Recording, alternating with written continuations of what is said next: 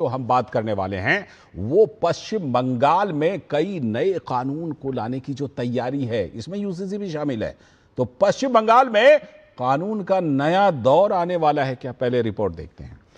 पश्चिम बंगाल की शुवेंदु सरकार आगामी सोमवार को विधानसभा में समान नागरिक संहिता यानी यूसीसी विधेयक पेश करने वाली है, ऐसी खबर आ रही है।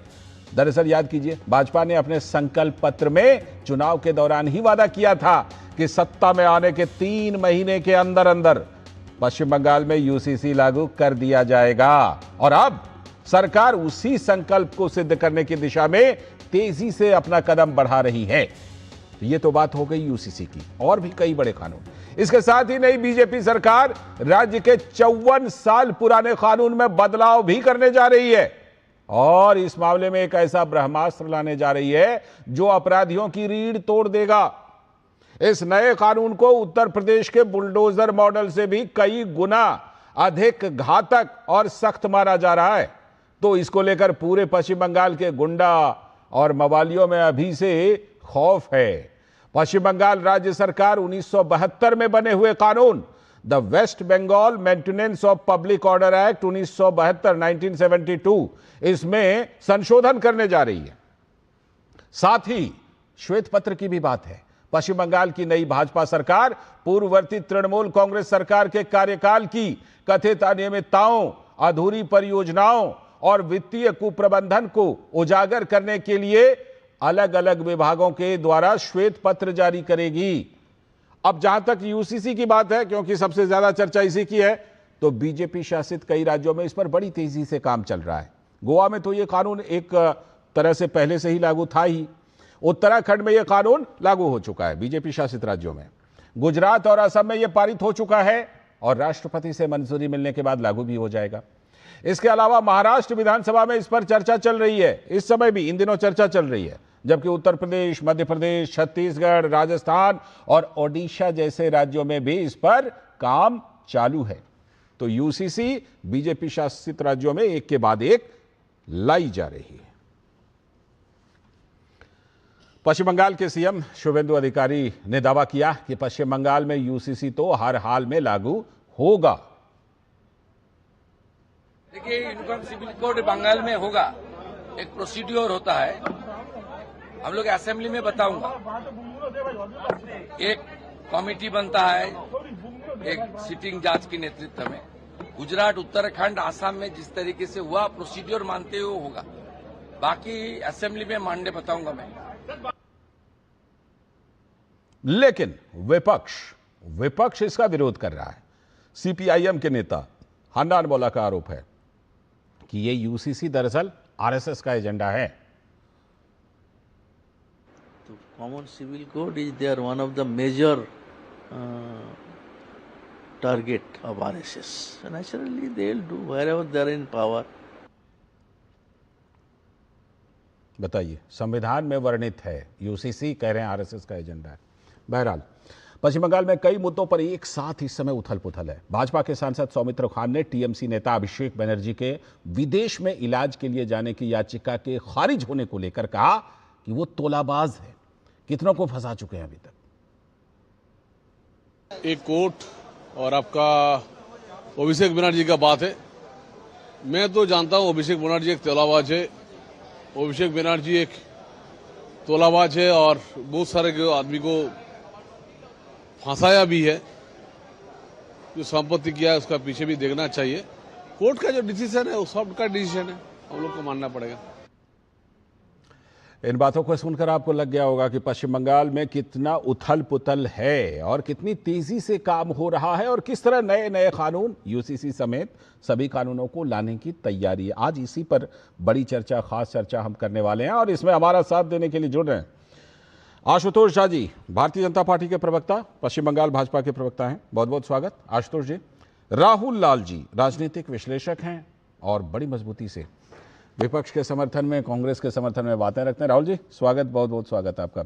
सौरभ दत्ता हमारे संवाददाता जुड़ चुके हैं ग्राउंड जीरो से, यानी कि कोलकाता से। तो अब मैं चर्चा की शुरुआत करूं सबसे पहले सौरभ दत्ता से। सौरभ, बड़ी चर्चा है भाई, यूसीसी की चर्चा है, गुंडा एक्ट की चर्चा है, व्हाइट पेपर यानी श्वेत पत्र की चर्चा है और भी बहुत सारी चर्चा है। लगता है शुभेंदु अधिकारी जो कुछ भी संकल्प पत्र में बीजेपी ने डाला है चुनाव प्रचार के दौरान, यूसीसी समेत सभी चीजों पर बड़ी तेजी से काम करने के लिए बिल्कुल उस पर बढ़ चुकी है और काम कर रही है और कई काम कर चुकी है। लाल जी देखिए, बीजेपी का राज्य बीजेपी का मानना है कि ये वो समय चल रहा है बंगाल में कि जब काम करना ही है तो तुरंत क्यों ना किया जाए। संकल्प पत्र में घोषित कुछ बातें थी जिसको टाइम फ्रेमवर्क दिया गया था, जो सोशल प्रोग्राम के कितने दिन के अंदर वो इंप्लीमेंट करेंगे, जैसे अन्नपूर्णा योजना। और ये सारे जो स्टैंड है, यूनिफॉर्म सिविल कोड और ये जो एंटी सोशल एक्टिविटीज एक्ट जो बिल जो लाया जा रहा है, करप्शन के खिलाफ जीरो टॉलरेंस रहेगा, ये भी संकल्प पत्र में बोला गया था। और इस वक्त असेंबली के सत्र में जो मेन ऑपोजिशन थे चुनाव के नतीजे के जरिए, तृणमूल कांग्रेस, वो बिखर चुके हैं, काफी सारे कैंप में बिखर चुके हैं जी। और इसी का फायदा कहीं ना कहीं जाके बीजेपी लेना चाहती है कि इससे अच्छा मौका नहीं है कि जब टीएमसी खुद अपने बहुत सारे इश्यूज में उलझे हुए हैं कि कौन असली तृणमूल है, कौन नकली तृणमूल है, सिंबल किसके पास रहेगा, कौन ऑपोजिशन लीडर होगा। जब टीएमसी का ये सब मुद्दा है, तब बीजेपी का मुद्दा है, भाजपा का मुद्दा है, विकास का मुद्दा है। विकास के लिए वो लोग जो बजट पेश किया गया है उसमें कल सपन दासगुप्ता ने एक बात कहा है कि हमारे पास दो ऑप्शन थे, एक हम कुछ नहीं करेंगे और दूसरा जो प्रोजेक्ट्स यहाँ पर सेंट्रल प्रोजेक्ट्स जो लागू नहीं किया गया था, ममता बनर्जी ने लागू नहीं किया गया था, उन्होंने राफली एक एस्टिमेट दिया कि इससे 60,000 करोड़ मिल रहे हैं और 10,000 करोड़ इसी जो प्रोसेस जो है इससे ग्रांट मिल रहा है, जो सेंट्रल के जो नियम है अगर उन नियमों को पालन किया जाए तो उसी के चलते उन्होंने विकास का मुद्दा चुना है। और विकास के साथ साथ कानूनी व्यवस्था जो है उसमें सुधार लाने का भी काम उन्होंने शुरू कर दिया है। यूनिफॉर्म सिविल कोड उसका एक नींव है। दूसरा है, यूनिफॉर्म सिविल कोड अगर लागू होता है तो जो इसके विरोध में उतरेंगे या फिर इसको विरोध करेंगे वो किस तरह के तरीके से विरोध करेंगे। जैसे पहले देखा गया कि जब यहाँ पे वक्फ बिल का लागू हुआ था तो पुलिस के जीप जलाए गए, पब्लिक ट्रांसपोर्ट तहस नहस किया गया, ट्रेन के ऊपर, रेलगाड़ी के ऊपर, रेल प्रॉपर्टीज के ऊपर हमला हुआ। तो अभी जो ये एंटी सोशल एक्टिविटीज बिल आ रहा है उसका जो ड्राफ्ट है वो मेरे पास है, तो उसमें साफ तरीके से लिखा है कि anti social activity means anti social acting in any manner which causes और is like to causes directly और इनडायरेक्टली, जो पब्लिक प्रॉपर्टी को नष्ट करे, पब्लिक में भय का वातावरण माहौल तैयार करे। और यहाँ पे गुंडा का भी एक डेफिनेशन दिया गया है कि गुंडा किसे कहा जाए, उसका भी डेफिनेशन दिया गया है, जिसमें कहा गया है कि एक समुदाय के अगर कोई नेता, एक गोष्ठी के अगर कोई नेता, उसके एक गैंग के अगर कोई नेता, उनके कहने पर अगर कहीं पर कोई वैंडलिज्म होता है तो उनको भारतीय न्याय संहिता के 111 और 112 के तहत उनके खिलाफ कार्रवाई किया जाएगा। और इसमें भी इतनी शक्ति दिखाई गई है कि उनको डिटेंशन किया जा सकता है एसपी के ऑर्डर के तहत और राज्य के कहीं भी उनको डिटेंशन किया जा सकता है। तो ये सारी बातें हैं, तो कहीं ना कहीं जाके एक तरफ से मजबूत सरकार की एक छवि भाजपा तैयार करना चाहती है। मैं आऊंगा और डिटेल के लिए, क्योंकि आप जो बता रहे थे वो दरअसल 1972 का जो पश्चिम बंगाल का कानून है उसको और ज्यादा सख्त करने की तैयारी है, जो सौरभ दत्ता बता रहे थे।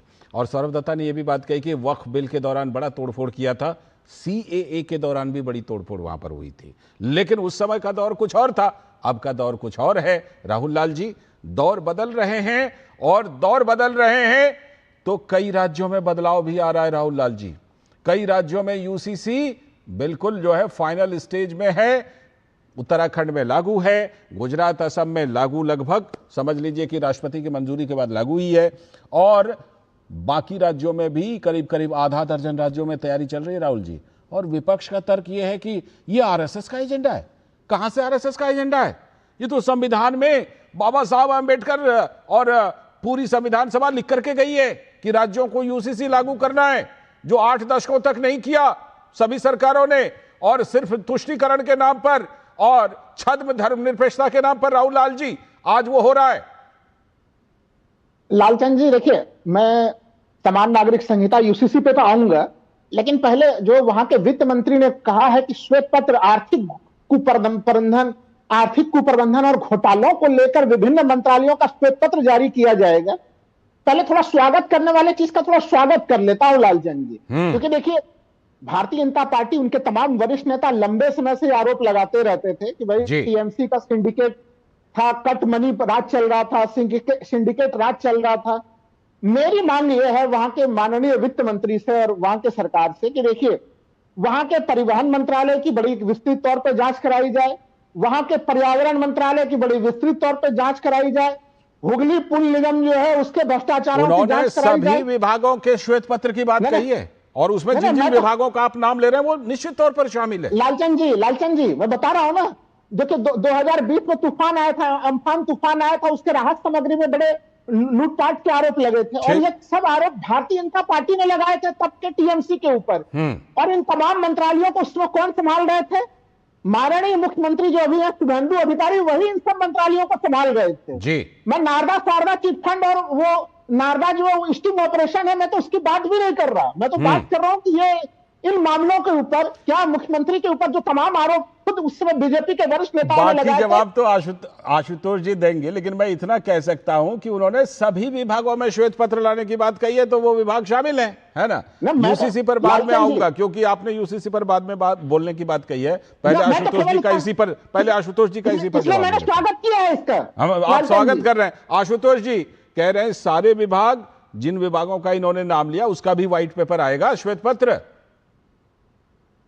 बिल्कुल, देखिए लालचंद जी, जब हमने कहा है कि हम श्वेत पत्र जारी करेंगे और पश्चिम बंगाल की जनता के मन में जो जिस तरीके का हमने अपने संकल्प पत्र के माध्यम से एक भरोसा दिलाया था कि जो भी अनियमितताएं हुई तृणमूल कांग्रेस के राज में उसकी जांच होगी, तो उसमें सभी मंत्रालय आएंगे। और ये विशेषकर चुन के ये मंत्रालय बता रहे हैं ये राहुल लाल जी, नहीं वो मैं तो कहता हूँ बता रहे हैं तो उसके पीछे भी उनका कुछ एजेंडा है, वो आपको घेरना चाह रहे हैं।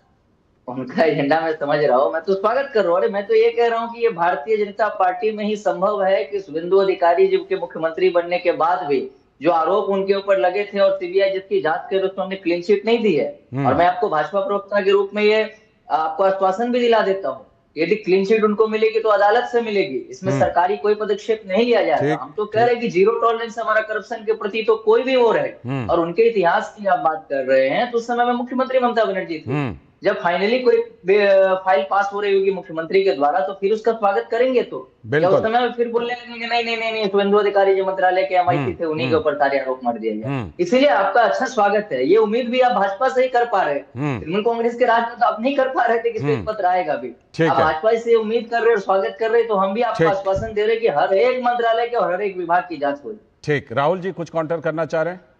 ना, मैं तो देखिए भारतीय जनता कह रहे हैं कि सारे विभागों का होगा। नहीं, मैं तो बिल्कुल, मैं इसलिए मैंने शुरुआत में कहा कि मैं स्वागत करता हूं, क्योंकि हमें याद है कि माननीय प्रधानमंत्री मोदी जी के तमाम आरोप थे उस समय, माननीय गृह मंत्री अमित शाह जी के आरोप थे। बोल दिया सारे विभागों का होगा, किसी को बख्शा नहीं जाएगा। अब मैं यूसीसी पर आऊं, उससे पहले जरा सौरभ से एक अपडेट लेने दीजिए। सौरभ, ये खबर आई कि शादी, तलाक, इन सब चीजों को लेकर के एक कानून लेकर के आया जाएगा। ये बताइए कि जो पश्चिम बंगाल में यूसीसी लाने की तैयारी है, जो कुछ राज्यों में जैसे उत्तराखंड में लागू है, गुजरात ने पारित कर दिया, असम ने पारित कर दिया, उसी तरह का होगा या कुछ प्लस माइनस हो सकता है?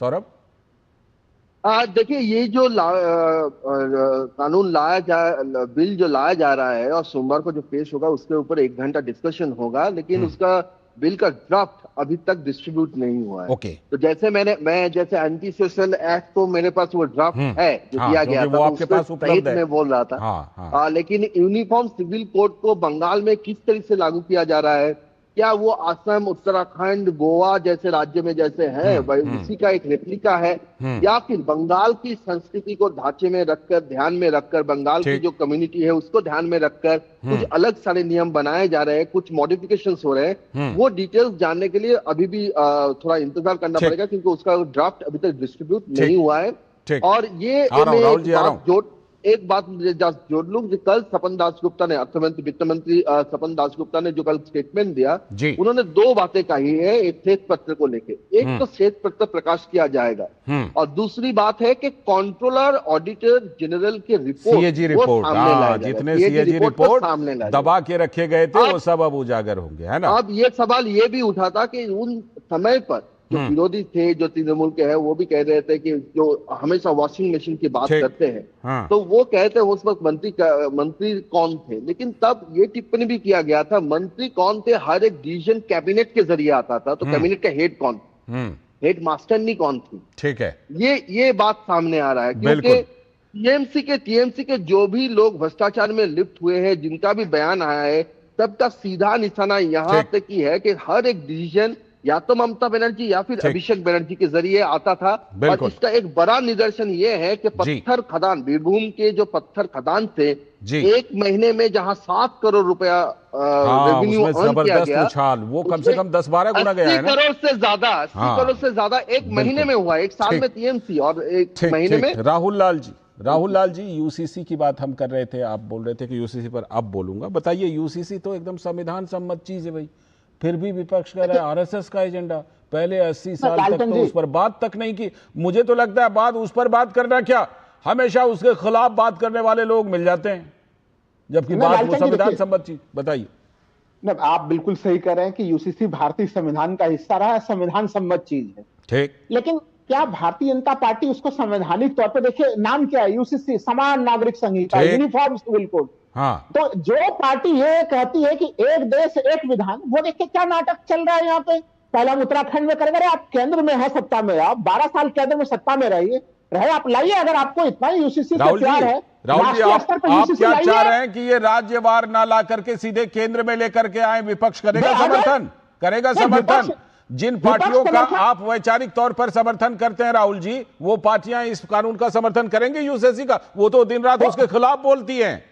लालचंद जी, वो तो राज्य स्तर पर भी विपक्ष, तो देखिए विपक्ष उसमें कई कारणों से, ये चूंकि डिबेट का समय छोटा है, लेकिन विपक्ष कई कारणों से उसका विरोध कर रहा है। हाँ। लेकिन भारतीय जनता पार्टी इसका समर्थन कर रही है। तो मैं कह रहा हूं, आप उत्तराखंड में लागू करते हैं, फिर होता है कि भाई गुजरात विधानसभा ने पारित किया, असम विधानसभा ने पारित किया।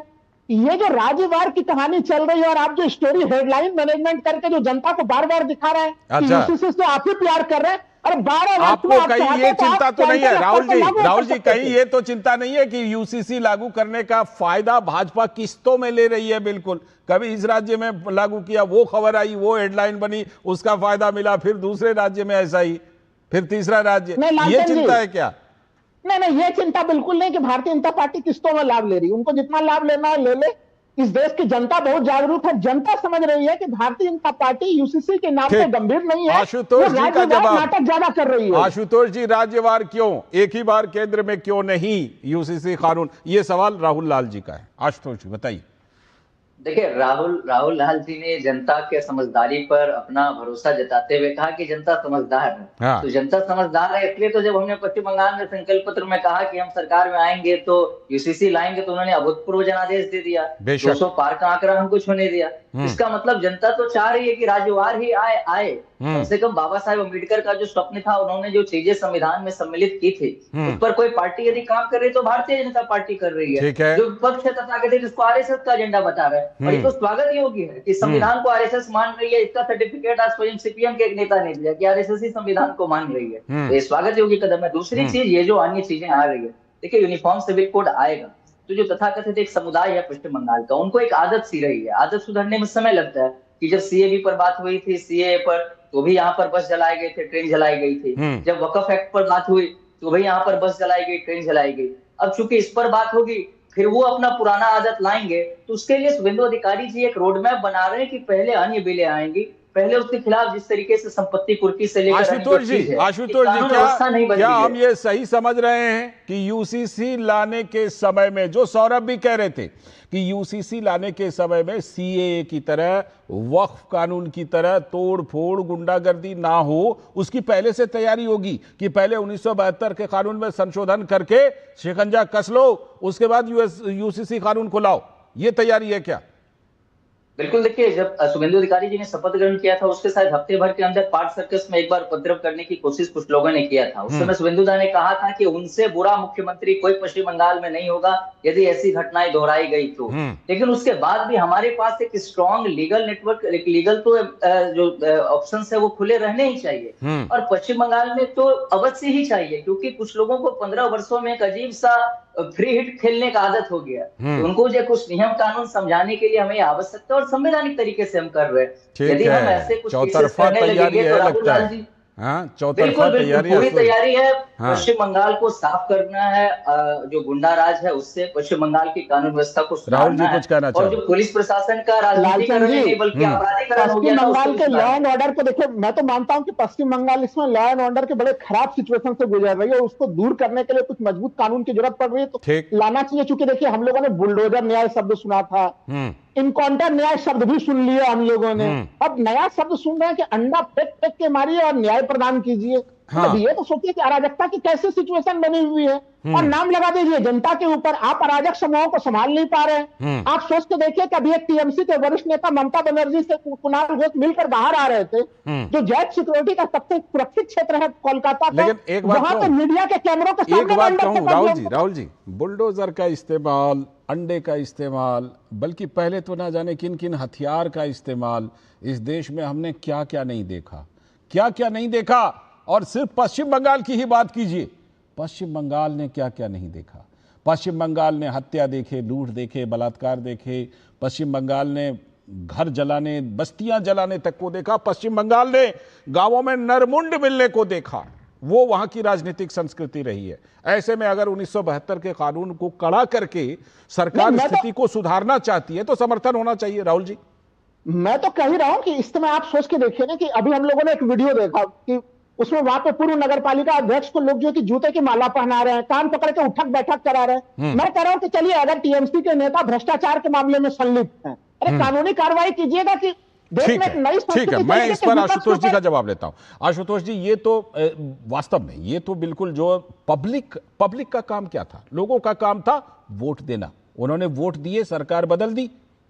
सरकार बदलने के बाद लोगों का काम, लोग जिस तरह से एक्शन ले सकते थे, लोग जिस तरह से बदला ले सकते थे, वो उन्होंने ले लिया। अब जिस तरह की बात राहुल जी उठा रहे हैं कि चाहे अंडे से मारना, चाहे जूते की माला पहनाना, कानून व्यवस्था को अपने हाथ में लेने की बात को तो सही नहीं ठहराया जा सकता। आशुतोष जी, ये तो जिम्मेदारी नई बीजेपी सरकार की बनती है कि ऐसी घटना ना हो, वहां की पुलिस की जिम्मेदारी बनती है। आशुतोष जी। बिल्कुल लालचंद सिंह, देखिए हमारे प्रदेश अध्यक्ष समित भट्टाचार्य जी ने जिस दिन हमारा रिजल्ट आया उसी दिन कहा था कि हम किसी भी हिंसा को बर्दाश्त नहीं करेंगे। और राहुल लाल जी को शायद ये अपडेट नहीं होगा कि जिस कुणाल घोष के ऊपर अंडा चलने की बात कर रहे हैं, उसमें जो अंडा चलाया था उसकी गिरफ्तारी की। हाँ, ये बात सही है, गिरफ्तारी हुई है उस मामले में। ठीक, गिरफ्तारी की।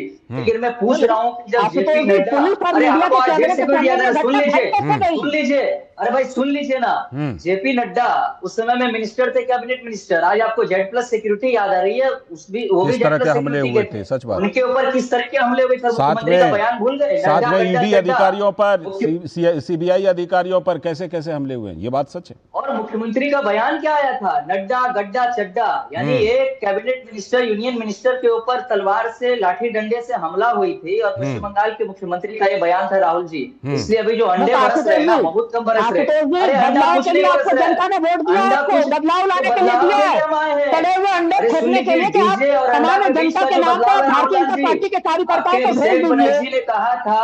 अभिषेक बनर्जी ने कहा था, ये कोट एंड कोट है कि 4 तारीख को जब रिजल्ट आएगा 12 बजे के बाद देखेंगे किसका बाप आता है दिल्ली से। ये तो भाषा की और भाजपा और विद्युत सामग्री बनाने की बात कही थी भाजपा में, नहीं हो रही है। मैं बदले की भावना नहीं ले रहा हूँ, लेकिन ये जो भाषाएं बोली गई थी आम जनता के प्रति, आप ये बताइए ना, इतने तमाम जगह पे डीजे नहीं बज रहा है, डीजे नहीं बज रहा राहुल लाल जी, उस समय में आपका मुंह नहीं खुलता। बिल्कुल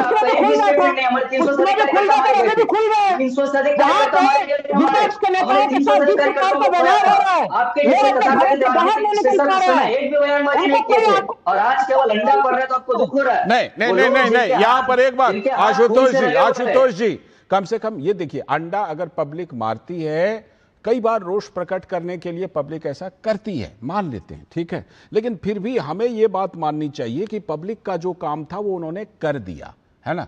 अब जिनको भी सजा मिलनी है वो सजा व्यवस्था से, कानून से मिलनी है, उसी की तैयारी व्हाइट पेपर ला करके भी की जा रही है। सौरभ, व्हाइट पेपर लाने का मकसद, जो भी गड़बड़ियां हुई हैं, अब इस पहलू पर भी जरा आ जाते हैं कि जो भी गड़बड़ियां हुई हैं, धांधली हुई हैं, घोटाले हुए हैं, भ्रष्टाचार हुए हैं, उन सब का चुन चुन कर हिसाब शुभेंदु अधिकारी वहां पर करने वाले हैं। जी देखिए, बिल्कुल ये जो कदम उठाया जा रहा है उसमें कहा गया है कि अगर अर्थ दफ्तर को 8,15,891 करोड़ का जो ऋण है, वो ऋण कहां से आया, ये अर्थ दफ्तर से व्हाइट पेपर निकाल के सीएजी रिपोर्ट से ये पता कराया जाएगा। वैसे ही एजुकेशन डिपार्टमेंट में ये देखा जाएगा कि वहां पे नौकरियों का घोटाला का जो आरोप हुआ वो क्यों ये स्थिति बनी कि इतने सारे जो मेरिटोरियस जो स्टूडेंट है उनको सड़कों पर उतरना पड़ा। वैसे ही मिड डे मील का जो आरोप है, बालू तस्करी का जो आरोप है, वो सारी बातों को ध्यान में रखकर हर एक डिपार्टमेंट को जो पिछले 15 साल की शासनकाल में जो मुद्दे को लेकर बंगाल की जुबाएं रास्ते पर उतर आई थी, वो स्थिति क्यों बनी है। दूसरी बात यह है कि करप्शन को लेकर, करप्शन से जीरो टॉलरेंस नीति में पुलिस तो कार्रवाई कर रही है, साथ ही साथ सीएम शुभेंदु अधिकारी का कहना है कि उनका जो प्रॉपर्टीज है वो प्रॉपर्टीज भी क्रॉप किया जाएगा और उसको ऑक्शन में डाला जाएगा, उसका भी बिल ये सोमवार को लाएंगे। तो कहीं ना कहीं ये इसलिए है क्योंकि मानना ये है कि पब्लिक मनी को आप खुद के हिसाब से खुद के फायदे के लिए आपने अपना प्रॉपर्टी बनाया है, पब्लिक प्रॉपर्टी जो पब्लिक मनी था उससे, तो इसीलिए पब्लिक के हित के लिए वो ऑक्शन किया जाएगा। तीसरी बात यह है कि जो डीम थेरापी की बात चल रही थी, और डीम थेरापी को लेकर भी मुख्यमंत्री शुभेंदु अधिकारी का बयान आया है। उन्होंने कहा है कि कानून अपने हाथ में ना ले, पुलिस अपना कार्रवाई कर रही है, सरकार अपना काम कर रही है। और अच्छा, मैं यहाँ पर बता दूं, सौरभ जो बोल रहे थे ना, कौन सा थेरेपी बोल रहे थे सौरभ, क्या थेरेपी? Deem therapy. ये एक्चुअली इसको पश्चिम बंगाल में अंडे को वो बोला जाता है ना, क्या बोला जाता है पश्चिम बंगाल में, बंगाली में? अंडा थेरापी। डीम बोलते हैं। क्या बोलते हैं? डीम बोलते हैं। डीम थेरेपी, हाँ, यस, बिल्कुल। राहुल जी, कम से कम इस बात के लिए तो तारीफ होनी चाहिए। देखिए, कई राज्यों में सरकारें बदलती हैं और ये कह करके सरकार में पार्टियां आती हैं कि अरे हमें आने दीजिए, हम भ्रष्टाचार को मिटा देंगे, पूरी कार्रवाई करेंगे, उसके बाद सब कुछ धीरे धीरे नॉर्मल होता जाता है। लेकिन पश्चिम बंगाल की शुभेंदु सरकार की इस मामले में तारीफ करनी पड़ेगी, जिस तरह का एक्शन ले रहे हैं भ्रष्टाचार को, जिस तरह भ्रष्टाचार पर एक्शन लेने जा रहे हैं, जिस तरह व्हाइट पेपर आ रहा है। राहुल जी। लालचंद जी, देखिए, मैंने शुरुआत में भी मैं कहना चाह रहा था कि भारतीय जनता पार्टी के जो परंपरागत नेता हैं उसके तुलना में कम से कम शुभेंदु अधिकारी ज्यादा साफगोई वाले व्यक्ति हैं। अच्छा, अब देखिए, भारतीय जनता पार्टी के किसी नेता का कोई वीडियो आ गया, बीजेपी के अंदर फूट डालने की कोशिश, आशुतोष जी। फूट नहीं डाल रहा, मैं जल्दी से पूरा कर देता हूँ लालचंद जी अपने बाकी को। देखिए, इनके ऊपर कोई वीडियो आ जाए, 1 मिनट में कह देते हैं कि एआई का फेक वीडियो है। मैं तो करता हूँ शुभेंदु अधिकारी जिन्हें अब तक कम से कम जो वो उनका नारदा स्टिंग ऑपरेशन था, उसको उन्होंने एआई वीडियो, फेक वीडियो नहीं कहा है उन्होंने। तो इस मामले को लेकर मैं उनकी तारीफ करूंगा। मैं अच्छा, थोड़ा आप बिल्कुल चला रहे हैं इधर-उधर हैं आशुतोष जी, नहीं चला रहा, लेकिन मैं ये कहूंगा कि देखिए, जनता अभी भी ये सवाल पूछेगी भारतीय जनता पार्टी के जो दिल्ली में बैठी हुई जो बीजेपी नेतृत्व है, कि अगर जिस नेता के ऊपर आप पहले भ्रष्टाचार के आरोप लगा रहे थे उन्हीं को आप मुख्यमंत्री बना देते हैं, आशुतोष जी का जवाब। ये जो कैसेट है नारदा शारदा की और शुभेंदु अधिकारी जी के ऊपर लगाने आरोप की, ये कैसेट लगभग 2021 से बज रहा, जब से हमने एलओपी बनाया शुभेंदु दा को। 5 वर्षों तक उन्होंने पश्चिम बंगाल के एक सदन में किया और फिर भी आपका कैसेट फेल हो गया। हमने 200 सीट पाया। ये आप 2021 से रिकॉर्डिंग बजा रहे हैं, कम से कम पूरा अपडेट करिए। लोग अब नई चीजें सुनना चाह रहे हैं। ये बात सच है। इस मामले में जो अदालत में हो चुका है उन सब चीजों को ध्यान देना चाहिए कि अदालत में इस मामले पर कहां तक बात जा चुकी है ना। कलकत्ता हाईकोर्ट में पीआईएल फाइल हुआ था। मैं आपको अपडेट कर दूं छोटा 30 सेकंड में कि कलकत्ता हाईकोर्ट में एक तृणमूल कांग्रेस से जुड़े हुए वकील ने पीआईएल फाइल किया था कि शुभेंदु अधिकारी के ऊपर जो जांच है वो स्लो है। और ऑनरेबल चीफ जस्टिस ने कहा था इसमें इंटरफेरेंस की कोई दरकार नहीं है, जांच जो है ठीक चल रही है। ठीक है, शुक्रिया आज की चर्चा में समय इतना ही था। शुक्रिया आशुतोष जी, राहुल जी और सौरभ, आपका भी बहुत बहुत शुक्रिया। तो पश्चिम बंगाल में बड़े बड़े बदलाव होने जा रहे हैं। यूसीसी, गुंडा एक्ट, व्हाइट पेपर, तमाम चीजें आने वाले दिनों में वहां से बहुत सारी खबरें, बहुत सारे डेवलपमेंट मिलने वाले हैं। हम चर्चा करते भी रहेंगे। अभी वक्त है ब्रेक का। ब्रेक के बाद जब लौटेंगे तो बात करेंगे पंजाब के उस वायरल वीडियो की, उसमें नया क्या हुआ है, इस पर करेंगे बात ब्रेक के बाद। जब धरती चीर कर निकल